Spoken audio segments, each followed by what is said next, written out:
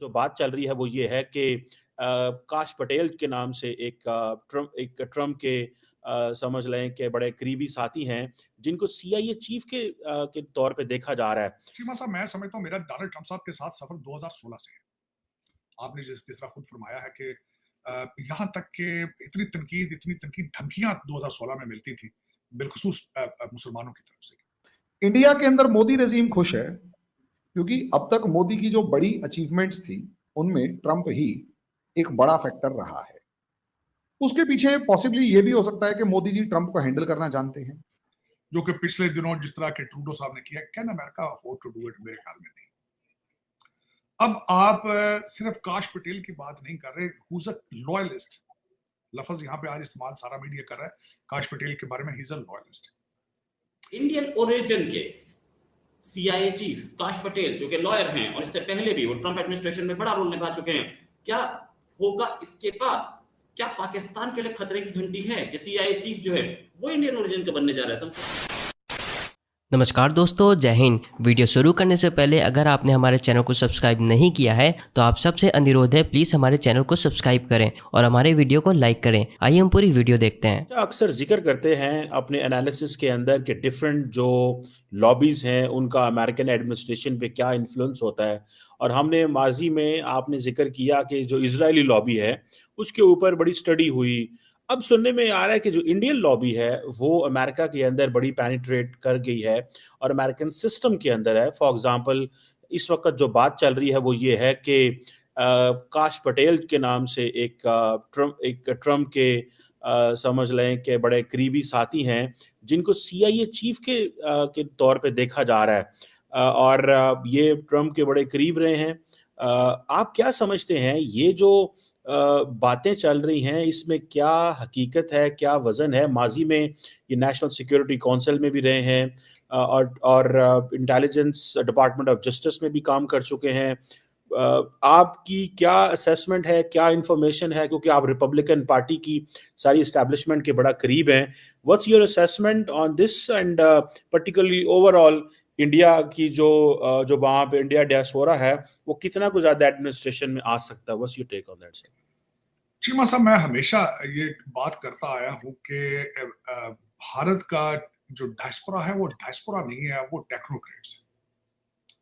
बल्कि इस वक्त मैं ये भी सवाल करना चाहूंगा कि अमेरिका के पास कौन सा चॉइस है कि वो भारतीय डिसेंडेंट लोगों से उनके साथ डील ना करें, या भारत के साथ अपने रिलेशनशिप करा लें, खत्म कर लें, या खराब कर लें। खत्म कर नहीं सकते, खराब कर लें, जो कि पिछले दिनों जिस तरह के ट्रूडो साहब ने किया। Can America afford to do it? मेरे ख्याल में नहीं।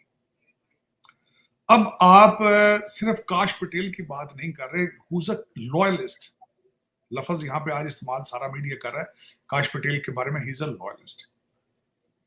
चीमा साहब, मैं चंद और लोगों के नाम लेना चाहूंगा। उषा वैंस है, जेडी वैंस की वाइफ है, मिसेस विवेक रामास्वामी है। आज के हालात में रिपब्लिकन पार्टी के अंदर निक्की हेली है, रिपब्लिकन पार्टी के अंदर ही जेडी वैंस, हमारे जो लुधियाना के थे बॉबी जिंदल, अब उसके वर्ल्ड बैंक के हमारे जो सरदार साहब हैं। उसके बाद माइक्रोसॉफ्ट हैं, गूगल देखें, एप्पल देखें, ये सारे घेरे आसपास के जो है, ये मुझे बताएं क्या चॉइस है अमेरिकन के पास?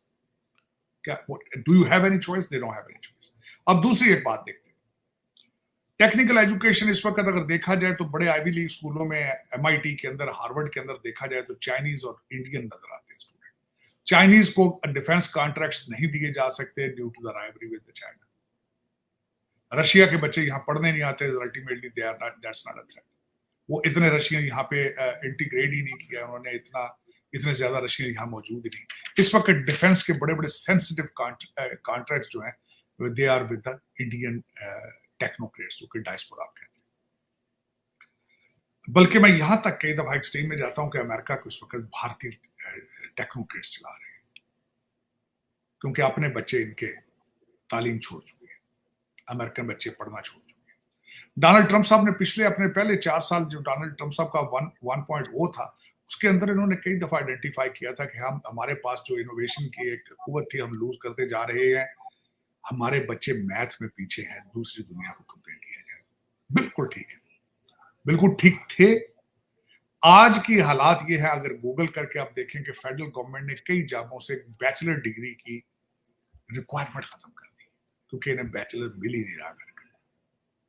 मैं जिस स्टेट में बैठा हूं, स्टेट ऑफ मैरीलैंड ने कई अपनी जो स्टेट की जॉब्स थी वहां से बैचलर की रिक्वायरमेंट खत्म कर दी, इन्हें मिल नहीं। बाबा बाइडन ने पिछले दिनों तकरीर फरमाई तो उन्होंने बड़ा ब्रैग करने की कोशिश की कि 1 लाख की जॉबें हैं जहां पे डिग्री की रिक्वायरमेंट ही नहीं। शर्मिंदगी होनी चाहिए, शर्म करनी चाहिए। ये ब्रैग करने की बात नहीं, ये रोने की बात है। इस पे आपको रोना चाहिए, सितम ज़रीफी पे रोना चाहिए। लेकिन अब हम देखेंगे इंडियन ओरिजिन के CIA चीफ काश पटेल, जो कि लॉयर हैं और इससे पहले भी वो ट्रंप एडमिनिस्ट्रेशन में बड़ा रोल निभा चुके हैं, क्या होगा इसके बाद? क्या पाकिस्तान के लिए खतरे की घंटी है कि CIA चीफ जो है वो इंडियन ओरिजिन का बनने जा रहा है? तो कहीं ना कहीं सॉफ्ट कॉर्नर होगा इंडिया के लिए। इस पर बात करने के लिए हमारे साथ डॉक्टर अभिषेक मिश्रा। डॉक्टर साहब, बहुत बहुत स्वागत आपका हमारे शो में। डॉक्टर साहब, इंडियन ओरिजिन के CIA चीफ, क्या इंपैक्ट होगा उसका इंडिया अमेरिका रिलेशंस पर?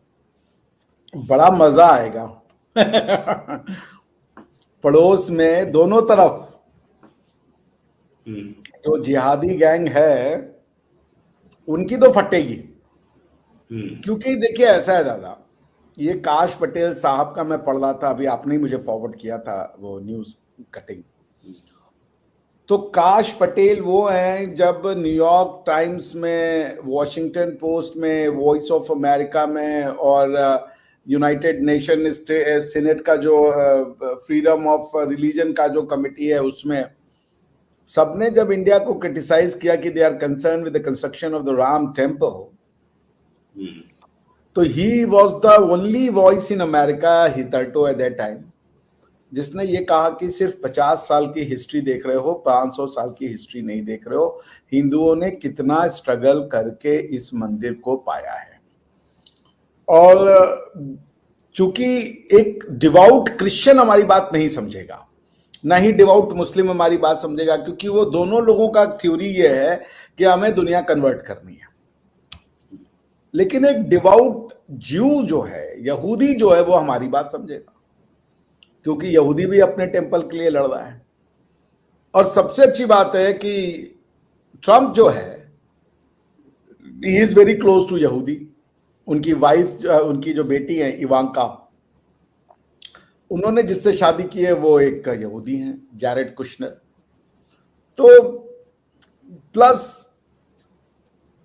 ट्रंप का इलेक्शन में जो कमिटमेंट है वो भी ये है कि all the thugs, those who hate Israel will be expelled from the country।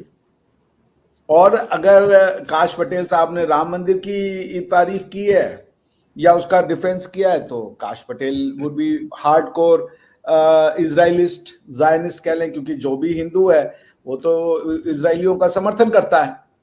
आपको वीडियो कैसा लगा और आप इसके बारे में क्या कहना चाहते हैं, आप नीचे कमेंट करके हमें बताएं। आज के लिए इतना ही। जय हिंद।